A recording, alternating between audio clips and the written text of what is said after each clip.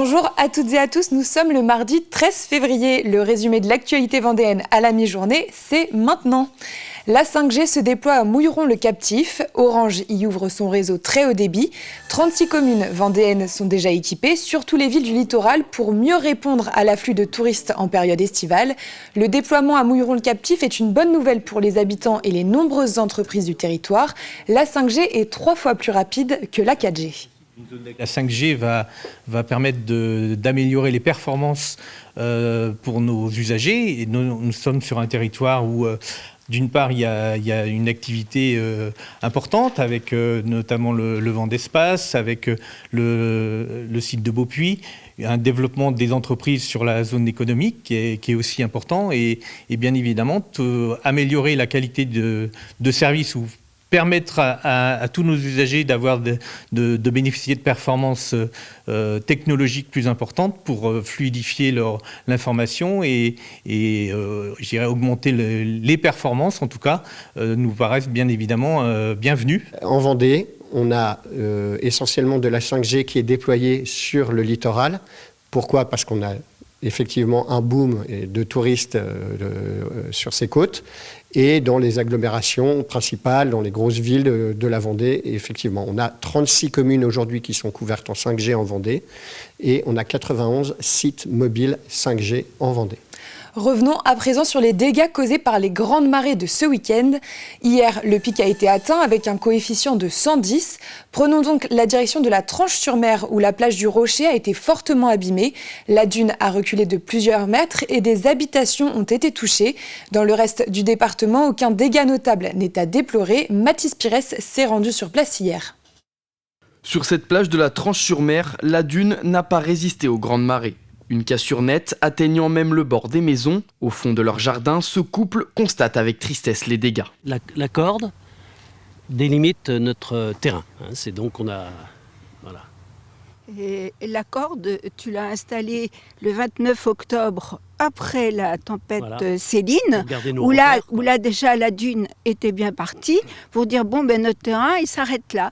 Et puis vous voyez, depuis que ce week-end-là, cette tempête a emporté encore 5 mètres de dune. Au plus fort de la tempête, les vagues ont atteint jusqu'à 6 mètres de haut, emportant une partie de leur mobilier. Alors là, il y avait une terrasse, un banc et une table, on admirait la mer, on prenait des apéros, mais là...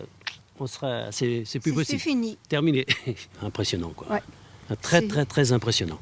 En bas de la dune, cet élu de la commune remarque l'inefficacité des installations. Par endroits, le trait de côte a reculé de 10 mètres. Pourtant, des pieux, des ballots de paille et de sable étaient installés. Malheureusement, l'ouvrage n'a pas tenu. Là, ce sont des sacs, les big bags, remplis de sable, qui avaient été mis pour justement ces tempêtes, ces grandes marées. Et donc, il y en avait partout le long. Et ils ont été submergés et basculés complètement, vidés de leur sable, parce que la mer a été beaucoup trop forte, quoi. Ça a été plus important que même Xynthia. Imaginez. Face à ça, les collectivités envisagent de nouveaux travaux pour freiner l'érosion. D'autres épisodes tempétueux sont prévus dans les prochains jours. Les salariés de Maître Coq sont en colère et ont décidé de se mettre en grève entre 11h et 14h hier. Sur les 300 employés, une soixantaine s'est retrouvée devant les locaux de l'entreprise vendéenne à Saint-Hermine. Ils demandent une revalorisation salariale et le droit de poser des congés quand ils le souhaitent. Ce mouvement fait suite à un échec des négociations avec la direction et il pourrait se prolonger si les discussions n'aboutissaient pas. Tous les services débrayent 1 heure aujourd'hui. Pour commencer, parce que du coup on a dit que si ça aboutissait à rien, on recommencera et on recommencera plus longtemps. On est décidé, ça fait longtemps que les salariés veulent débrayer et du coup ils veulent une augmentation de salaire, parce qu'on estime qu'on la mérite, on travaille, on est là depuis 4 heures ce matin, donc on estime que si l'entreprise gagne de l'argent, ils peuvent faire en participer les salariés. Nous on a demandé 200 € bruts par salarié et par mois, et la direction nous a proposé 3% d'augmentation brute. Contactée par nos soins, la direction ne souhaite pas s'exprimer avant le prochain rendez-vous de négociation qui aura lieu le 21 février. Si vous aimez la mode et le luxe, la MFR de Saint-Martin-de-Fréniaux a de quoi vous séduire. Depuis le mois d'octobre, une nouvelle formation a été créée. Il s'agit d'une formation haute couture sur 1 an. 7 élèves font partie de cette première promotion. Ils suivent actuellement ces cours en alternance pour obtenir leur titre professionnel de couturier en mode et luxe. La formation répond aux besoins des entreprises du territoire d'avoir de la main-d'œuvre qualifiée. Reportage. Les futurs Coco Chanel, Yves Saint Laurent ou Christian Dior se trouvent peut-être dans cette salle. Ces 7 élèves sont en formation haute couture. Ici, ils apprennent la pratique, patronage, découpe, repassage et maîtrise des machines. J'ai appris énormément de choses parce qu'avant, je ne faisais pas du tout de couture, je ne connaissais rien du tout. Donc j'ai appris toutes les bases, plein de choses que même ma mère qui fait de la couture ne sait pas faire. En décembre, ils ont chacun créé une pièce. Maëla a fait cette robe en satin de ses mains. Et donc du coup, moi, une fois tout assemblé, on s'est rendu compte qu'en fait, au niveau de la poitrine, c'était un petit peu trop juste. J'arrivais pas à la fermer. Donc on a dû rajouter un petit peu ici. Ça fait pas très très élégant, mais bon, au moins on a vu comment on pouvait rattraper quelque chose. C'est la première année que la MFR de Saint-Martin-de-Fréniaux accueille cette nouvelle formation. Elle est issue d'un besoin des entreprises du territoire et d'une rencontre avec Christiane, une des 2 monitrices. Couturière depuis plus de 35 ans, elle partage maintenant sa passion. On a eu de la chance parce qu'on est tombé sur un groupe qui est très motivé, qui est très demandeur, qui aime ça, qui est passionné aussi.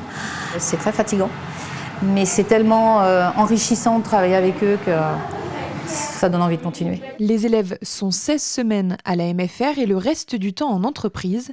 Cette nouvelle formation permet d'enrichir l'offre de la maison familiale et d'avoir différents profils. Ça crée vraiment une bonne ambiance dans la maison familiale où les uns apprennent aux autres et nos agriculteurs sont heureux de faire des veillées couture et les couturiers bénéficient aussi des connaissances des agriculteurs. En juin, les 7 élèves passeront un examen pratique pour obtenir leur titre professionnel. L'année prochaine, 12 places seront disponibles pour être formés à la haute couture. Et on revient pour finir sur l'initiative originale de l'association Quartier d'artistes de Jars-sur-Mer. Pour inciter les gens à admirer leur exposition, les artistes ont réalisé un film autour de leur travail, l'occasion de mêler le 7e art à l'art plastique. L'association a investi le hall du cinéma des Ormeaux pour cette projection qui avait lieu samedi dernier. Nous y reviendrons dans notre édition de ce soir. C'est la fin de ce flash, merci de l'avoir suivi. On se retrouve donc à 18h pour une édition complète. Très bonne journée.